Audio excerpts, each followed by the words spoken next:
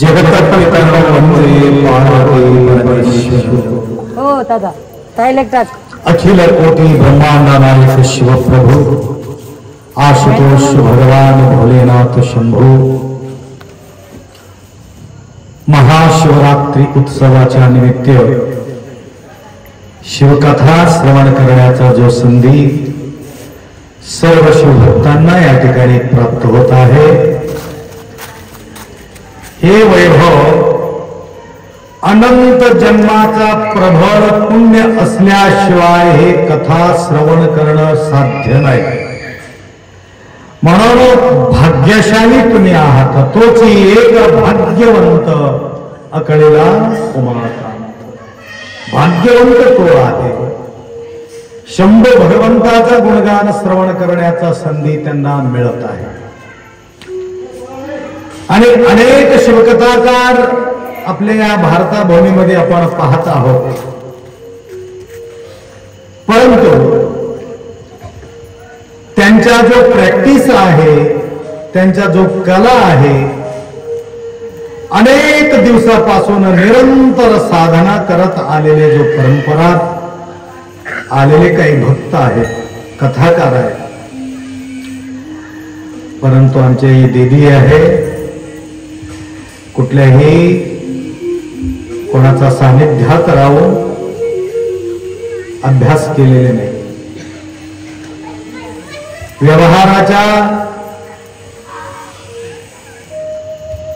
त्या व्यापामध्ये वेळात वेळ काढून एक 4-5 महिन्यापूर्वी आम्ही त्यांना सूचना दिली, माय तुला शिवकथा करावं लागेल. तो आम्ही पहिल्यांदा शिवकथा करणं सुरुवात म्हणजे तुमच्या या मठापासूनच मला या ठिकाणी सुरुवात करावं लागतं. नी नलिदरे ಕೊರಡು ಕೊನರುವದಯ್ಯ ನೀ ನಲಿದರೆ ಬರಡು ಹಯನಾಗುವದಯ್ಯ ನೀ ನಲಿದರೆ ವಿಷವು ಅಮೃತಾಗುವದಯ್ಯ ನೀ ನಲಿದರೆ ಸಕಲ ಪರಿಪದಾರ್ಥಗಳು ಇದರಲ್ಲಿಪ್ಪವು ಕೂಡಲ ಸಂಗಮ ದೇವ. म्हणून वांजगाय दूध देऊ शकतो, वाळलेले लाकडं फुटू शकते, बरड भयनागवदे विष अमृत होऊ शकते, आंधळा पाहू शकते, मुक्का बोलू शकते. कोणाचा? त्यांच्या कृपा असेल तर.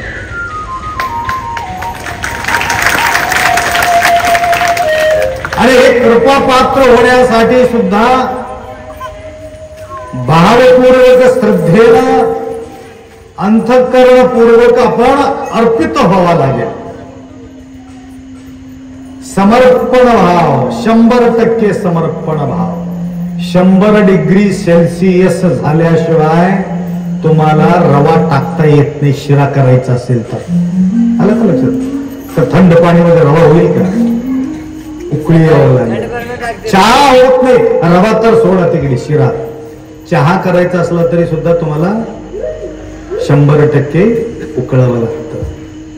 तर ह्यानं 50% उकळी येऊन इथं येऊन बसलं तर मध्ये उतरणार नाही, माय चहा कडक होणार नाही. गोल्डन चहा असेल तर कसं करावं लागेल? कडक चहा पिले तिने भरपूर पत्ती, काय म्हणतात त्याला, पत्तीची चहा पत्ती, दूध, फक्त दुधामध्ये पत्ती, पाणी नाही, त्याला गोल्डन चहा. बेचैनी होलं रे का? सांगितल्याबरोबर काही लोकांना बेचैन होते. चहा म्हटले का आ म्हणते, तोंड उघडतात. चहा तयार झाले म्हटलं सकाळी उठल्याबरोबर ऑटोमॅटिक चहा तोंड उघडते. असे काही लोक आहेत, लक्षात आलं. म्हणून 100% त्याला तापावं लागेल. खळखळ खळखळ खळ खालीवरी व्हावं लागेल. नंतर गाळून पिलं, वा काय मस्त, वा वा वा, स्वर्गाचा सुख मिळाले. ते लोक तर त्याचे नाव अमृत ठेवले. भूलोकाचे अमृत. असं सांगायचं तात्पर्य या ठिकाणी शंभू भगवंताचा श्रवण करण्याकरता आपल्याला हे सुद्धा 100% तापावं लागेल. तापावं लागेल, नंतर तिथं गरम करून इथे येऊन बसतील. आतून तेवढं विरह, तळमळ, जीव तळमळतो किती सांगूया, तुम्हा भेटाया जीव तळमळतो किती सांगूया. बघा, तळमळ पाहिजे, आपुलकी पाहिजे, इच्छा पाहिजे. काय काय लोकांच्या लेकराच्या डोकं खराब होऊन गेले सोयरीक झाल्यानंतर. तळमळ तळमळ तळमळ तळमळ, परेशान. बोलल्या बोलल्यामध्ये तो सोयरीक सुद्धा तुटून गेले. असे नाही, शंभू बहिरंगाच्या प्रेमाला तो प्रसन्न होणार नाही. 28 पोटी धावे तयाचे संकटे. म्हणून मी प्रत्यक्ष पाहून अनुभव घेऊन काही गोष्टी मी बोलत असतो. कुठल्याही गोष्टी अनुभवाविना बोलू नये. फार अनुभवाचा जो वाणी आहे ना, ते अंतःकरणापर्यंत पोहोचते. फक्त कानापर्यंत जात नाही, पोटापर्यंत जाते. कानाला टचिंग होऊन बाहेर जात नाही, आत उतरते. हे आहे भाव, भावयुक्त. मिरची रोटी काही तेवढं काही ऐकू गोष्टी मोठी नाही. लसणाचा चटणी आणि वाळलेले कुटकुर रोटी आईजवळ तेवढंच आहे, परंतु प्रेम मात्र आईचं भरपूर आहे. लेकराच्या डोक्यावर हात ठेवून माय म्हणते, बाळ माझ्याजवळ एवढंच आहे, अमृत म्हणून तू खा माझी माय, म्हणून थोडं तुटकं करून त्याच्या मुखात ठेवल्यानंतर त्या लेकराला सुद्धा अमृतापेक्षा जास्त गोडी त्या लेकराला वाटत. दाब्यामध्ये जाऊन दाबून खाऊन काही मतलब नाही. तुमचं पोट भरत असेल, परंतु तुमचं डोकं नीट राहत नाही. परंतु आईच्या हातातून खाल्लेले जो अन्न आहे, तुमचं डोकं एकदम शांत राहते, बेचैनी संपून जाते.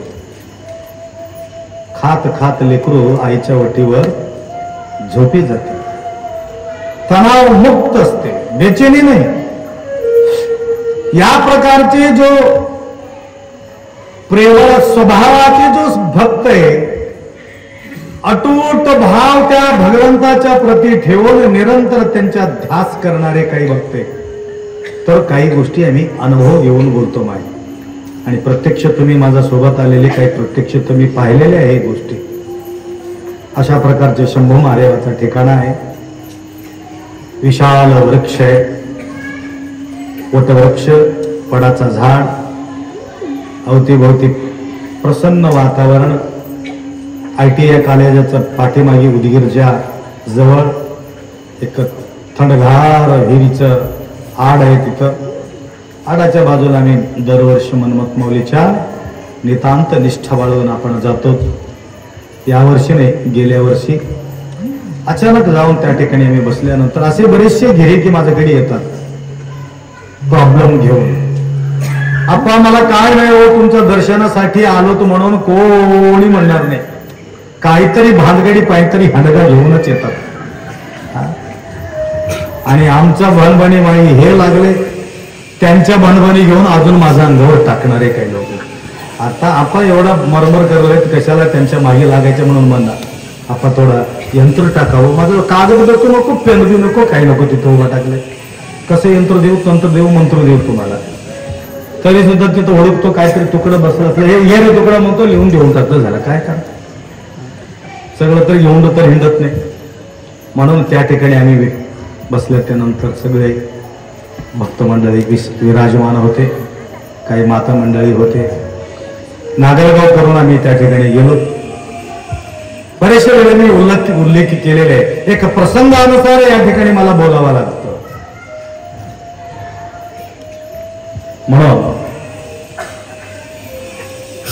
उचलून आणले माताजीला. आपले तमलोरचे सावकारचे रिलेशनशिप मध्ये येते ते लोक, कोणते समाजाचे. ऍक्सिडेंट होऊन 4-5 की 6 महिना झाला होता. त्यांच्या बोलणे बंद होते, मुख्य झाले होते.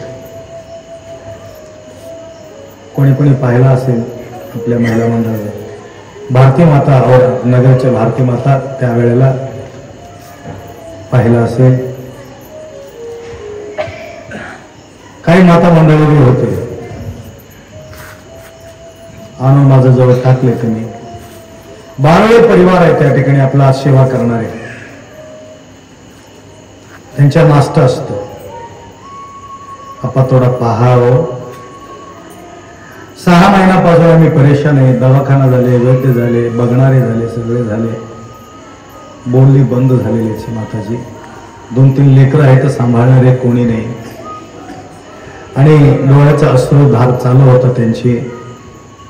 बोलायला येत नव्हतं. आणून बसविलं.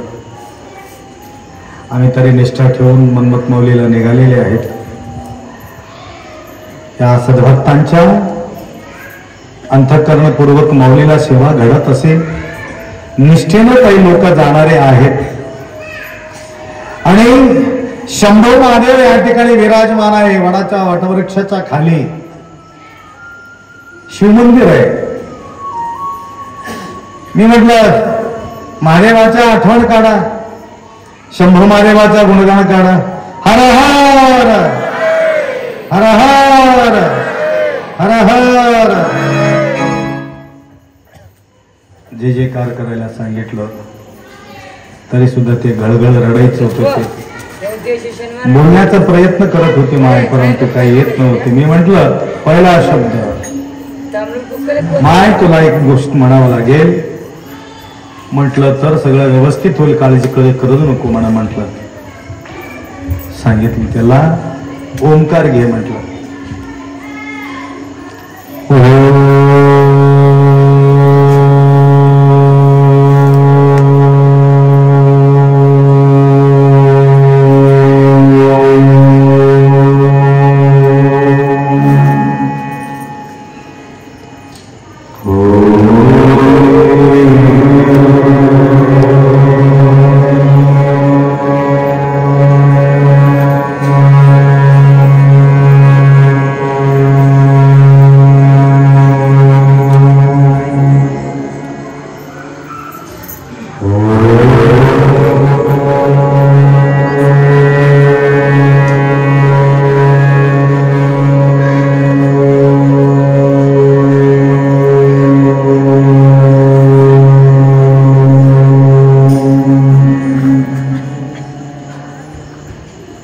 तरी सुद्धा माय काय म्हटलेले नाही.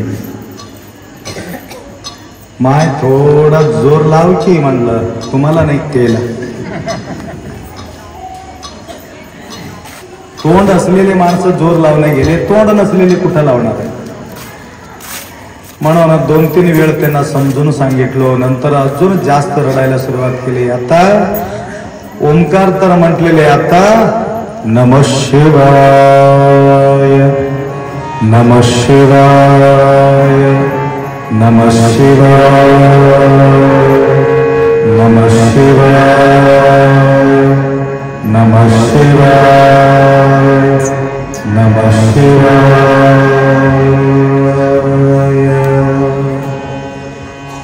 हळू माताजीच्या मुखातून ओंकार शब्द बाहेर पडला. नंतर नमः शिवाय म्हटले. नंतर ओम नमः शिवाय ओम नमः शिवाय ओम नमः शिवाय ओम नमः शिवाय असं म्हणायला सुरुवात केली. मी म्हटलं पतिदेवाचं नाव सांगा. माय म्हटलं तुमचं नाव काय, तुमचं पतिदेवाचं नाव काय, तुमचा सासूचं नाव काय, तुमचा सासराचं नाव काय, तुम्हाला लेकरं किती आहे, सगळं टोटलीच त्यांनी सांगून टाकले. आणि जय जयकार त्या ठिकाणी होऊ लागला. कोरडू कोनरू वदय्या ಬರಡು ಹಯನಾಗುವುದಯ್ಯ ವಿಷವು ಅಮೃತಾಗುವುದಯ್ಯ ಸಕಲ ಪಡಿ ಪದಾರ್ಥಗಳು ಇದರಲ್ಲಿ ಪವು ಕೂಡಲ ಸಂಗಮ ದೇವ. बघा 6 महिना ऍक्सिडेंट होऊन अंतरणावर पडलेले माताजी शंभोबा महादेवांच्या ऊर्जा त्या ठिकाणी त्यांच्या वाचा फुटू शकलं.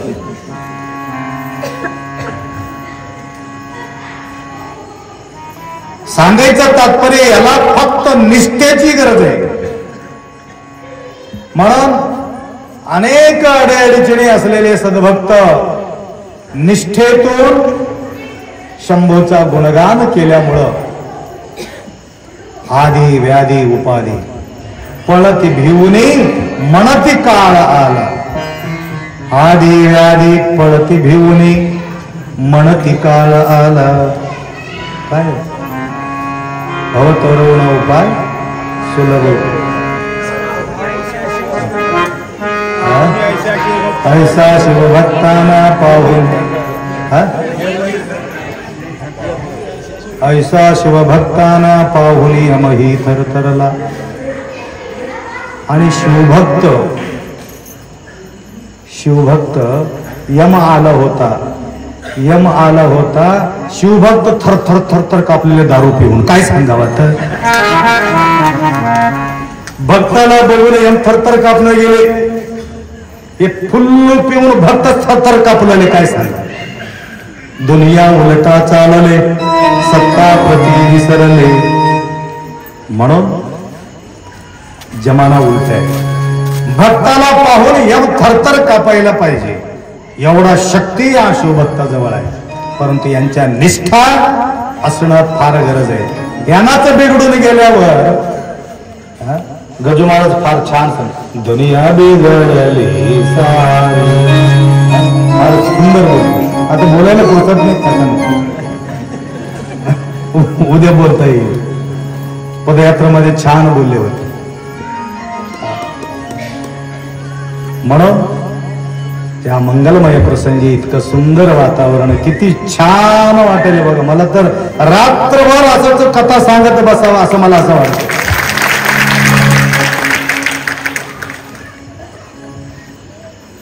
कारण वातावरण ऐकणाऱ्याच्या वृत्ती व्यवस्थित असेल सांगणाऱ्याला सुद्धा समाधान वाटते. काय काय माता इथं 1 दिवसासाठी आले होते. आपण आम्ही जातो म्हणायचं. मला जमत असला तर जावा. अजून संध्याकाळी बघतो अजून तोड तसंच आहे.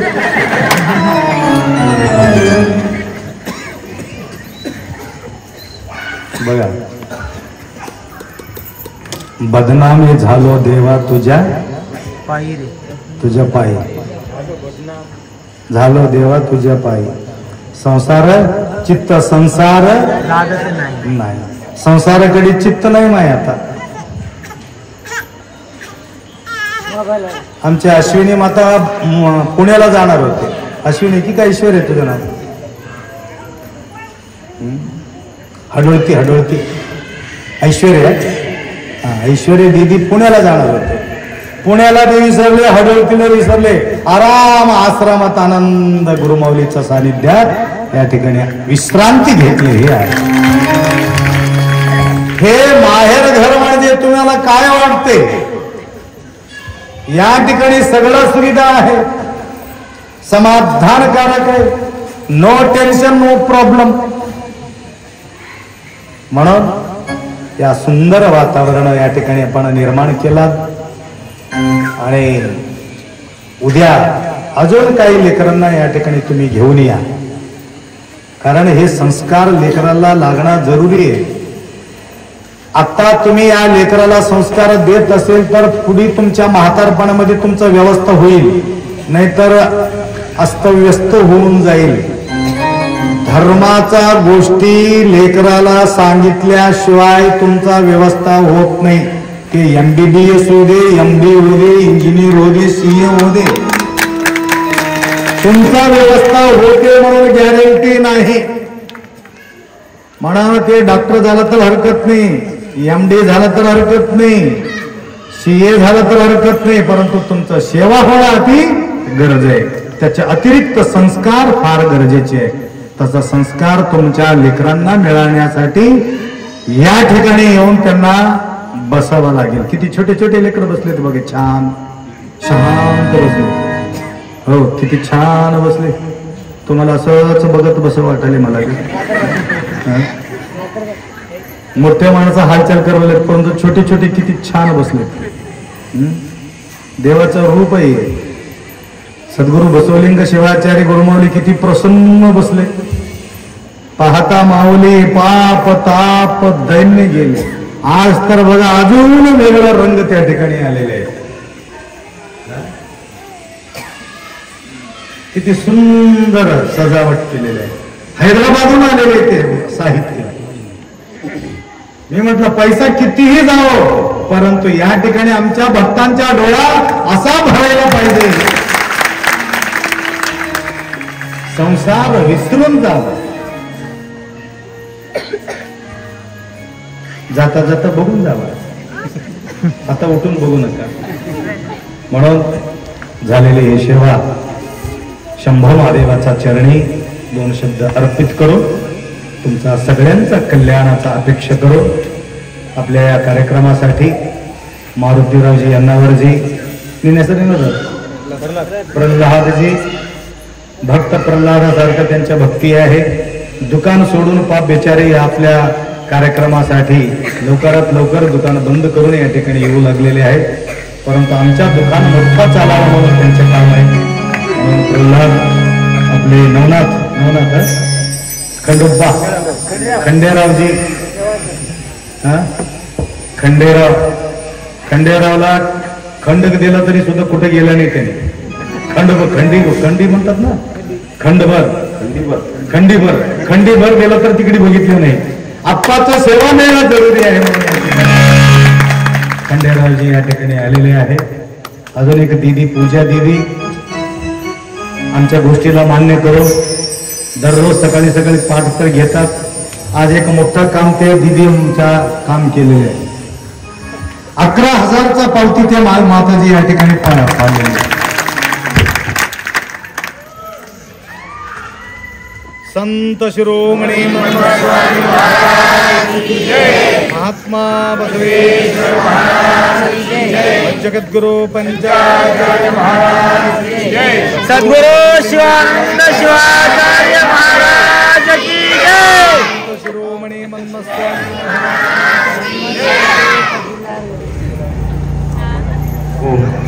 करंट कसं काय गेले माहितीये का? त्या पूजा देवीला नजर लागली म्हणून नजर उतारा केली. मग 11,000 तर पावती फाडला तर फाडली, परंतु त्यांच्या आईचं नावानं रेखा माताजी यांच्या नावानं सुद्धा 5,000 रुपयाचा पावती या ठिकाणी फाडलेली आहे. बघा, सेवा करत करत हे वैभव त्यांना राहू आपला नाही. फक्त माझा कंठाचा सेवा न होता माझा धनाचा विनियोग त्या मठाला, माझा तळमळ कधी पाहिलं या ठिकाणी. आपण किती मरमर करता हो तुम्ही. घडगी बळपुत्राला पुरुषत नाही, बोलू शकत नाही लेकरू, परंतु त्यांच्या मनामध्ये ते विचार येत असेल मला असं वाटते. त्याकरता ते तळमळ, काही भक्तांना हे तळमळ पाहू वाटत नाही. त्या प्रकारचे अनेक माता मंडळी या ठिकाणी सेवेमध्ये तत्पर आहेत. तर हे वैभव आपला सुरू झालेले, अजून मोठा वैभव या ठिकाणी उभा राहणार आहे.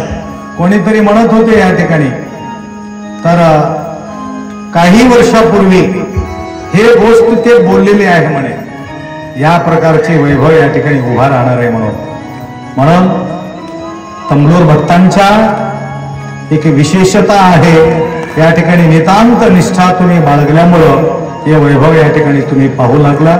आणि हे संपूर्ण टोटल बघा, आंध्र, महाराष्ट्र, कर्नाटक, तेलंगणा,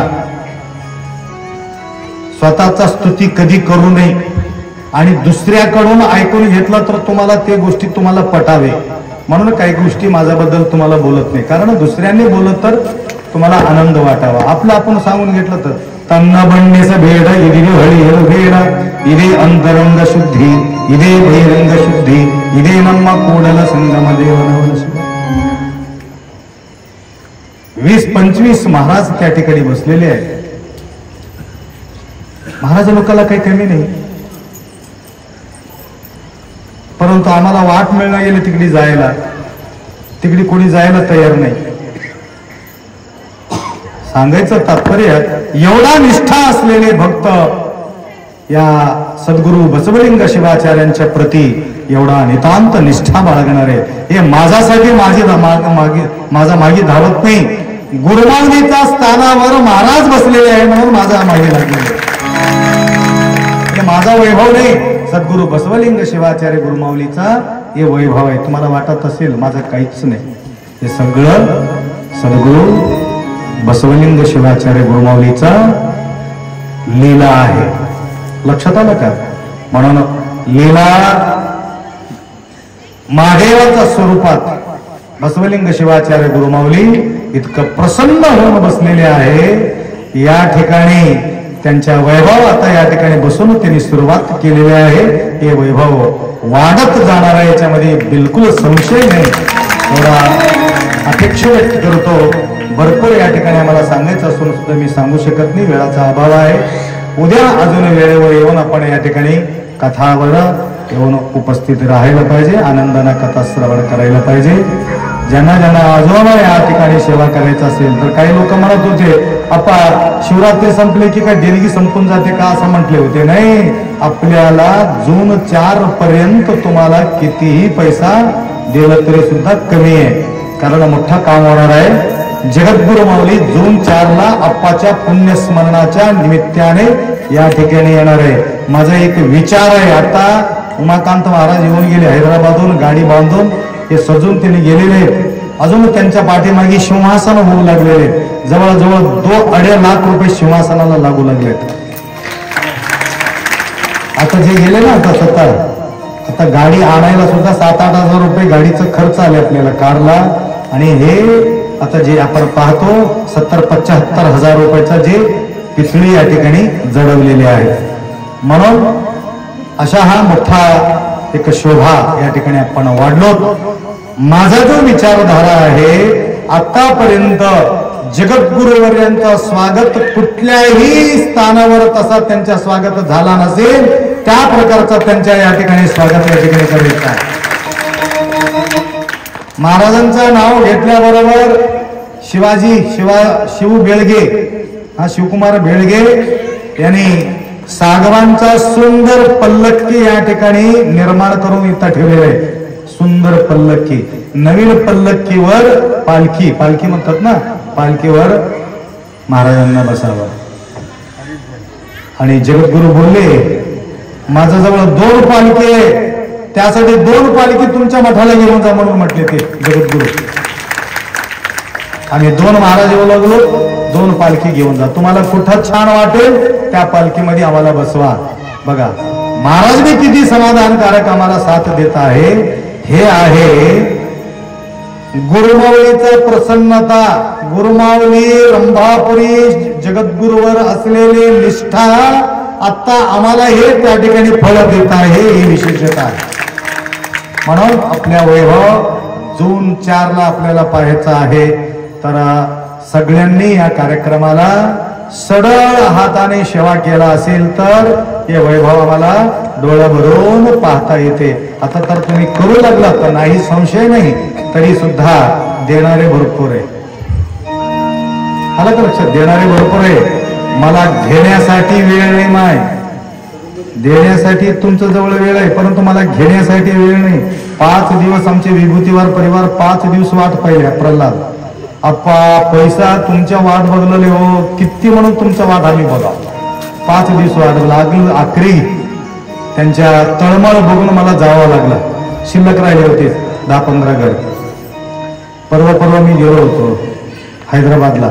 एरोप्लेन उतरल्याबरोबर इथं येऊन गेले ते परिवार, येऊन गेले. अप्पा माझं स्वप्नात आलं होतं. मी म्हटले काय झाले? काय नाही, तुम्हाला मी रुद्राक्षी देवलेलो, तुम्ही न घेता तुम्ही तसंच पळून चालल्या. आम्ही रुद्राक्षी घेऊन मागे लागलो. मग माझा स्वप्न अपूर्ण पडले, रुद्राक्षी कोणतं देऊ कसं देऊ, माय तुमच्या मनात कोणतं रुद्राक्ष द्यायचं असलं तर दे. नाही, मला सोन्याच्या याच्यामध्ये तयार करून तुम्हाला रुद्राक्ष द्यायचं. मला वाटलं एक रुद्राक्ष त्यांनी देतील सोन्यावर जडून. नाही आप्पा, किती रुद्राक्ष लागते ते मला सांगा म्हटलं. म्हणून गळ्यात टाकायचं असलं तर 32 लागते, आणि मोजायचं असलं तरी 108 लागते, आणि पोटाला टाकायचं असलं तर 54 लागते, आणि इथं टाकायचं असलं तर 12 लागते, आणि तुम्हाला कुठं टाकायचं, आमचे तुमच्या गळ्यावरती शोभविण्यासाठी रुद्राक्ष माला पाहिजे. रुद्राक्ष माला म्हटलं तर छोटा नाही माहिती, टप्पू राहते थोडं. रात्री दुपारी घातलं होतं ना तसं, त्याला 5-6 तोळा सोनं लागते, काही कमी लागत नाही. मी म्हणलं माय हे जास्त किती बी लागू दे म्हटले, मी अर्धा क्विंटल सोनं विकणारे माई आहे, मी 1 तोळा 2 तोळा विकणार नाही. तर त्या सोन्यामधून जडून तुम्हाला माळ घालायचं आहे. आमच्या म्हणजे त्यांच्या सालगिरा आहे, ते लग्नाचं काय म्हणतात, लग्नाचा वाढदिवस, त्या दिवशी आम्हाला हैदराबादला जावं लागेल. त्यावेळी सोन्याचा माळ आमच्या गळ्यात ते टाकणार आहे. सांगायचं तात्पर्य, देण्यासाठी भरपूर आहे, परंतु घेण्यासाठी माझं जवळ वेळ आहे. त्या मायला मी म्हटलं, माय तारीख बुकिंग आहे, तुमच्या लग्नाला मला येणं होत नाही असं म्हटलं. आता कसं करावं सांग, जावं की कसं करावं? जावं लागते. मग दुसऱ्याकडे तारीख द्यायला असेल तर कसं करावं लागते? काय म्हणतील, महाराज सोनं बघून तिकडी गेले. त्याला मी म्हटलं, आमचा कार्यक्रम दुपारी आहे, तू त्याने म्हटलं रात्री 12 वाजता आलं तरी चालते म्हणते ती बाई. 12 पर्यंत आमच्या जवळ येऊन पोहोचा. आमचा कार्यक्रम 12 पर्यंत चालणार आहे. 8 वाजल्यापासून रात्री 12 पर्यंत आमचं काम चालते. त्यावेळी तुम्ही ज्यावेळी येईल त्यावेळी तुमचं दर्शन होईल, माळ तुमच्या गळ्यात मी टाकणार आहो म्हणून संकल्प. म्हणजे सांगायचं तात्पर्य, सेवा करणारे भरपूर आहेत, म्हणून या ठिकाणी काही कमी पडणार नाही. ज्यांच्या भाग्यात असतो त्यांना भेटत राहते, ज्याच्या भाग्यात नाही आणि त्याला काय भेटणार आहे? ज्यांनी देतात त्याला मिळतात, न देणाऱ्याला काही मिळू शकत नाही. म्हणून कोणाला थोडं घडते, कोणाला मोठं घडते, कोणाला काय घडते, कोणाला काय घडते. आता आमच्या भारती माता आप्पाला अंतरायला पांघरायला म्हणून भरून भरून भरून आणून दिले. माय एवढं कशाला आणलीस माय? तर बघा, काय काय लोकांना काय काय आहे, हा कुठल्या तरी पद्धतीनं माऊलीचा सेवा मिळावी म्हणून त्यांचे एक प्रकारचा संकल्प असतो. जास्त वेळ न घेता तर तुम्हा सर्वांचा सेवा ग्राह्य आहे.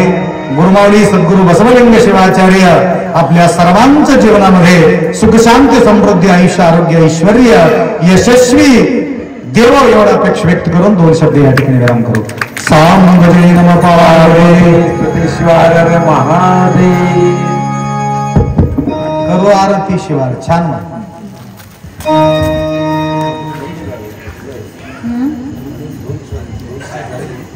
काय दुसरं आहे का? हेच छान.